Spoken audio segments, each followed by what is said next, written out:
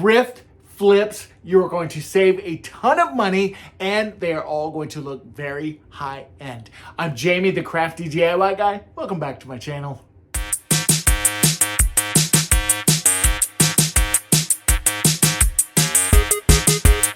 For my first thrift flip, we are going to take this bamboo utensil holder that I picked up from the Goodwill store that is in my neighborhood here. Now, I don't technically know if this is for wine or if this is utensils, but there's a lot of different available fun things that you can do with it. But I did want to get it back to being just wood. So I'm going to take my mouse sander here and I'm just going to slowly go over this. Not only is this going to kind of freshen up any of the wood pieces that you might find at a Goodwill or a thrift store or something, but this is going to help with staining, with painting. So anytime you have a wood piece that you find in a thrift store, go ahead and just freshen it up with a little bit of sandpaper. If you don't have a mouse sander like this, you could certainly use just a handheld piece of sandpaper. This mouse sander, I want to say, was less than $50, and I picked it up on Amazon, and it charges just like my other Ryobi pieces do, so I kind of love it,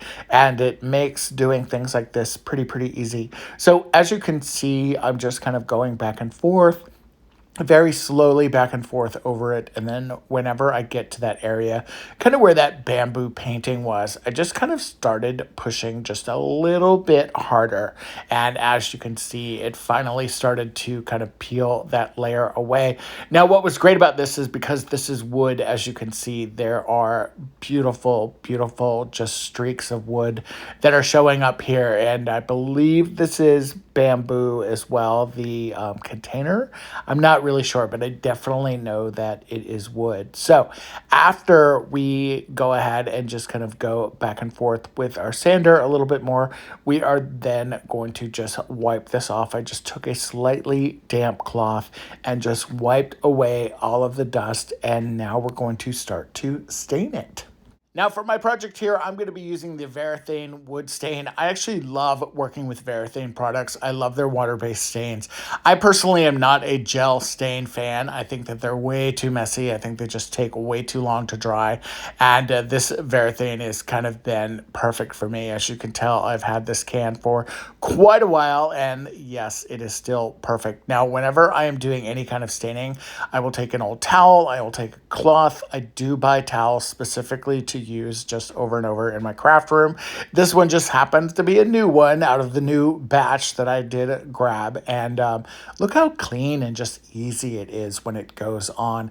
As you can see, the wood is taking that stain wonderfully. It is gorgeous. It's really pulling out the wood grains that are in that bamboo, and this really helps you to be able to control the amount of color that you want, because if you got a good size, this is like a hand towel, you're able to kind of apply more stain and then wipe some off. You can keep it nice and shiny. It's totally up to you. And for me, I am not only going to stain this wood, but then afterwards, I'm going to take some mineral oil after it dried.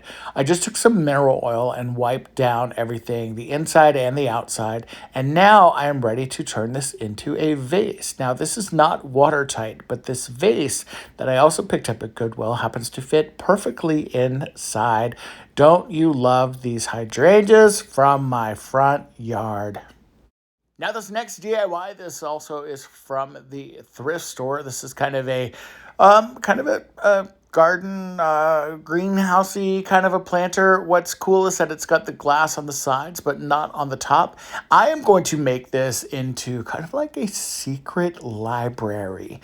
Like, I just had this vision of creating like this just fun little whimsy book storage, plant kind of storage thing.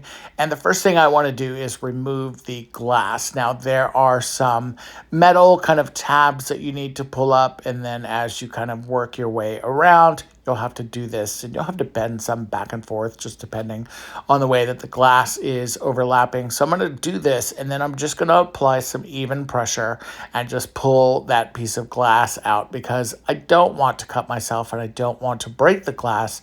I am going to take the glass and just kind of put it away somewhere safe. That way, if I change my mind later on, I can definitely go back in and add the glass. Although I'm pretty sure I'm not going to be changing my mind, because I'm going through now and I'm removing all of those little tabs because I just did not like the way that they were sticking out. I think if anything, maybe I would repaint this or something. But I am definitely going to be using this. And this vision I have for this little just kind of secret garden library, I don't know, it seems really fun. I took my little greenhouse outside and I'm spray painting it this antique bronze. I love this color so much. It goes perfectly in my decor. And now, as you can see, I've added some books. I've added a faux plant with some kind of traily pieces. And then this version, I added some twinkly lights around the top. And I love this just so much. Since I was working on some projects that were involving wood, a friend of mine gave me this wooden bowl. This is from 1924. She wanted me to just kind of freshen it up, but she did not want me to remove kind of this area of where this signature was. And I wanted to really just kind of give this bowl just some shine and just kind of reinvigorate the wood. So I took my mouse sander and I actually went really lightly. As you can see, I'm just kind of barely hitting it with this, because again, we're not wanting to really ruin any of that patina or anything. We're just kind of wanting to freshen it up a little bit. And then on the back side, I took my mouse sander again and just kind of went all around the edges, making sure that I did not go on top of that area. Now for this part, this is the stain that was left over on my towel, and I am just going to go through and just kind of lightly kind of rub this in. Now this is going to get a little bit lighter as it does dry, which is going to be beautiful. You can already see just the gorgeous color.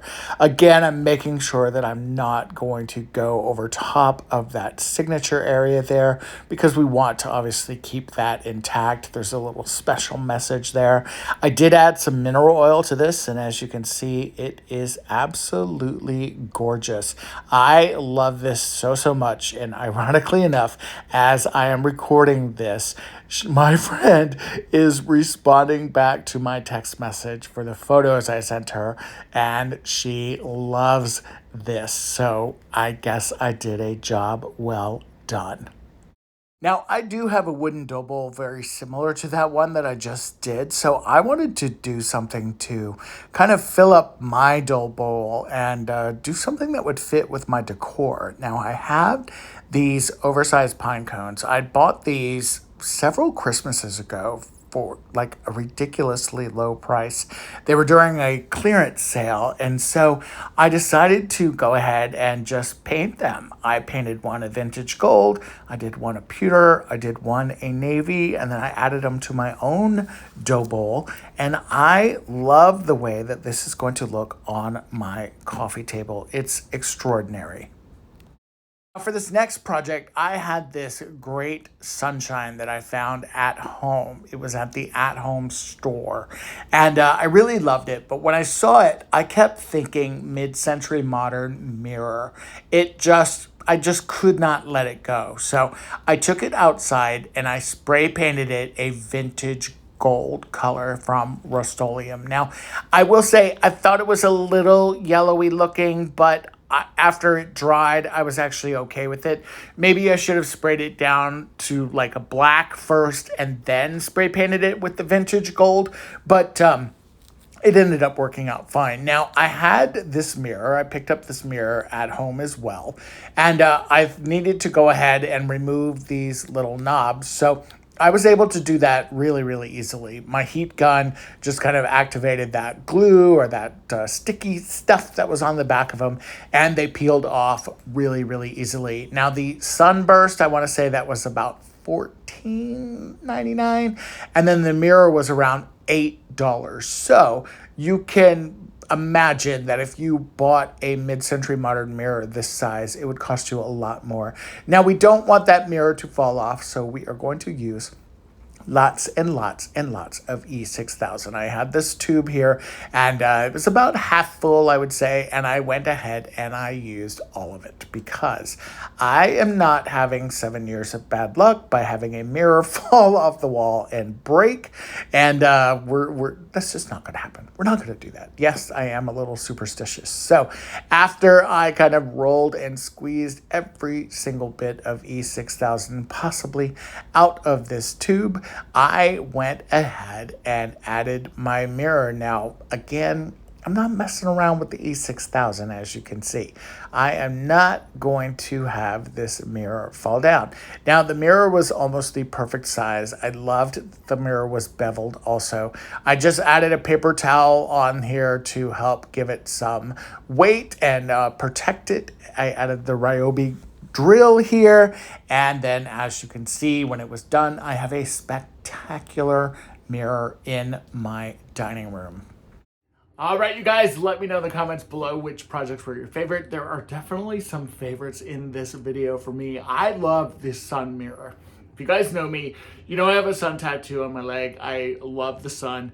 I love the sun. I don't necessarily love the heat, but I love the energy that the sun brings.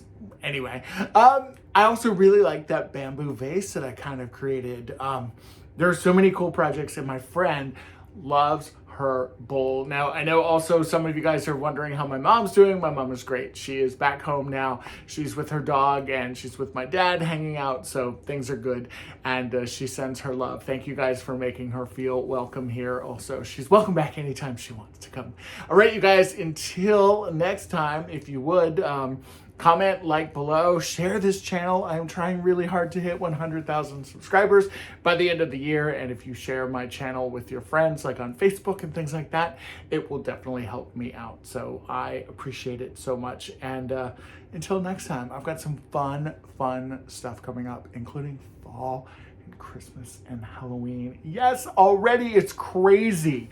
Until then, I'll see you guys later. Bye-bye.